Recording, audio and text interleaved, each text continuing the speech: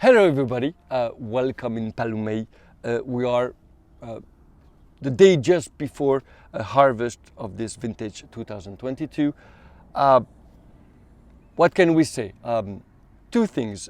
First of all, the story of this vintage, at least so far, and then why we're starting tomorrow and not maybe in a week or not the week before.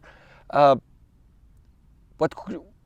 we can say about this vintage, it has been a quite exceptional, well, another one, hot and dry vintage with big episodes over 42 degrees Celsius, which is quite exceptional for Bordeaux.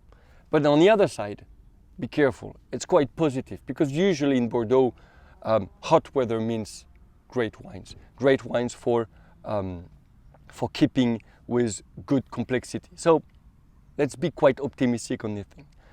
On the other side, the other story I want to talk about is why are we starting tomorrow? Well, we've been analyzing the berries, tasting them physically for the last 2 or 3 weeks, and we were waiting for the balance between two maturity. The first one is the technical one, which means acidity on one side and sugar, means alcohol. That was going quite fast because of the hot weather. And on the other side, we wanted to wait for the phenolic maturity, the one that gives the structure, the complexity, the aromatic, and this is very important in order to make elegant and nice, smooth wine.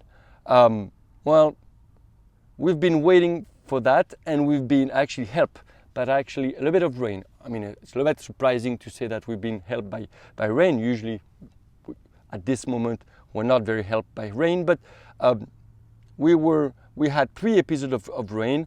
One is mid-August, the other one is end of August, with quite consequent amount of rain. And last week we had 2-3 days of small amount of rains, but enough to push the phenolic maturity up and match this technical maturity. So I'm quite optimistic at the moment for this vintage.